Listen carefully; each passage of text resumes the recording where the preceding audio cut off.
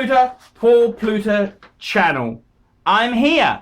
I'm the method actor who plays Archibald Chesterfield III. And today I'm doing paid reviews because Archie and Paul Pluta don't do shit for free. We don't do shit for free. And if you really want to sponsor the channel, you can make a Patreon donation. Donate a little bit every month, just like you would tithe to a church. You could give a little bit to Archie to help him stay full-time. There are paid reviews, 20 US for a paid review. Now, this guy here, Rahman, has only sent me 10. I'm going to do the review anyhow, but Rahman, it's 20 fucking US dollars. How low do you think I'll go?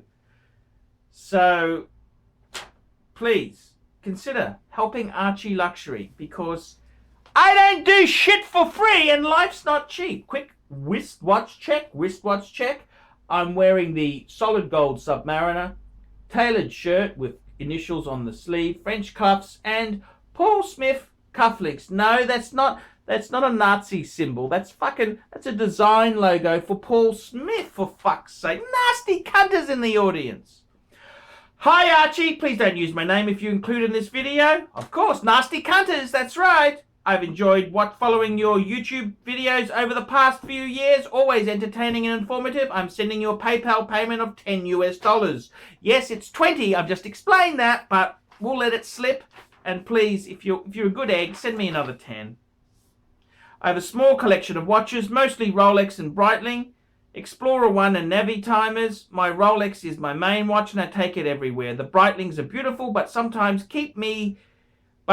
keeps me coming back to the Explorer as pretty much my daily wear watch. Originally, when purchasing these watches, I was scared of scratching them. However, after some careful thought, have come to the conclusion that these pieces are designed to be worn, and a piece as solid and high quality as Rolex should be put to use. I have a very good watchman, Rolex and Breitling authorized, looking after me, so internally, they are as good as they get. The only thing that lurks in mind when wearing my Rolex and Breitling is potential resale in the future. Scuffs and scratches, etc. I'm extremely careful with my watches and generally don't attract many. However, they do happen, and I know if I continue to wear these over the next 5 to 10 years, scratches will accumulate. So, my question is, assuming I own these for another decade or two and have regular servicing and very sparing polish, would its small blemishes have an impact on the resale value down the road or not? Perhaps it's not something to worry about. They are giving me the enjoyment that I hope for when acquiring them, and they always turn heads. Ha ha! What are your thoughts? On a small side question, I'm attracted to the Breitling Navi timer 81600, Lemania 1873, silver 12-hour dial. This seems to be quite a nice piece and reasonably priced. Any thoughts on these? I wanted to buy a vintage Navi timer, however my watch repairman persuaded me to look at the more contemporary models to avoid costly repairs. Perhaps this watch may be a good compromise, some familiar face to the older model but a more modern movement. Any experience with them? They don't appear to have been made for too long before the transition to the old Navi timer, so finding one might be tricky. Thanks for your thoughts. Keep up the good work. Take care. Rahman. Wow. Okay, Rahman. Now, the problem is, Rahman, you haven't given me terribly much detail to go on here. And this is always the case. I'm just gonna pull up his file and see if he sent me a pic of this fucking... It's hard to do this shit without... fuck. How many fucking Rahmans are there in this fucking world? That's what I'd like to know. Okay. Okie dokie. So, okay, let's just move on here. So, you've got an Explorer 1 and a Navi. You don't exactly say which Navi timers you've got, but okay, so let's have a look. Your questions is, assuming I own them for another decade or two and have regular servicing, blah, blah, blah, blah, scratches. Will it affect the resale value? Well, it depends how badly it's scratched. And I got to tell you, often myself, I wear watches so carefully, they don't get a lot of damage to them. I had my Explorer 1, and if I was going to do something where it could scratch, I took the fucking thing off. and then put it back on afterwards. I gotta say, I'm wearing gold because I'm going to Singapore. I wanna show off a bit and sing. You know, that's the sort of place Singapore is. And that is a fucking scratch magnet. It's like it's made of fucking chocolate. It is soft! Soft! Very soft. But, you know, I gotta tell you something. How long are you gonna fucking live for? Enjoy your shit. Don't just put it away. Time will be over before you know it. So my advice is wear it, wear it, wear it. And if it gets scratched, it gets scratched. That's just life. Life is like that. It's like having a car you don't use. Just put it on up in blocks and just, you know, you look at it. It's silly. It's stupid. Wear it. If you're going to do something a little bit risque, take the fucking thing off. So I would say if you wear it lightly, it shouldn't have much of an effect at all on the resale value. It really shouldn't affect it. Obviously, when it goes over that line where the gouges are really big and nasty, it's going to have an effect. But if you wear it carefully, I don't see it would really hurt it that much. Okay, I don't think it would hurt it that much.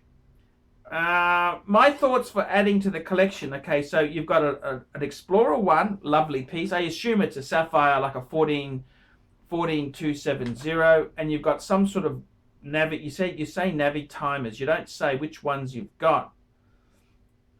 Okay, so I would say to you, I'd be looking at diversifying a bit. Breitlings technically do have some low resale values. The vintage ones are actually a bit of a sweet spot. There's some great buys in vintage Breitlings. What would I add? I'd try and add a bit of diversification. If I was you, Rolex Explorer 1, a Navi timer, I'd be adding a fucking Omega Speedmaster Man on the fucking moon. And if you love the chronograph theme, why not add a Breguet Type 20? That's a wonderful, wonderful type of modern chronograph, flyback movement, made Breguet. And it's also using a Lemania-based movement. Now, Lemania is owned by Swatch, so technically it's an in-house movement. Figure that one out. It's quite a good piece. I'd also say to you, if your collection there, I'd be looking at adding. Rolex is just so good. I reckon Rolex is just, it's probably the best for retaining value. I'd be looking at adding another. You got an Explorer 1, why not add an Explorer 2? Have the hat trick. Explorer 1, Explorer 2. Wonderful, wonderful two pieces to have there. And I think that's an amazing way to go. Explorer 1 and an Explorer 2. You could add a No Date sub, steel sub down the track. Subs are, I love a sub. Subs are cool. So I would say to you, I would try and diversify a bit, add a bit more meat to the collection. And you know I'm going to say add a Reverso too. If you want a horology piece, bang per buck, steel Reverso, grand size. You can't go fucking wrong there. Nice collection, nice fundamentals. It's good to see you've got a good watchmaker who looks after you. That's fucking perfect. Absolutely perfect. So nice collection. Very nice to hear from you, Roman. By the way, it's $20 US, not 10. But hey, I don't want to be a cunt today. Let's just do we'll run the review, and if you like the review, you can flick me another 10. If you thought I sucked, well, we'll just call it quits. I'm Paul Pluta, the method actor who plays ArchieLuxury. Please remember, subscribe and like this video. Tell your friends about it. And also, please consider getting a paid review from Paul Pluta. He really needs the money. And if you want to really help the channel, a contribution via Patreon is a great way to go. I'm Paul Pluta. Tell me what you nasty vinyl cheap fuckers think of that.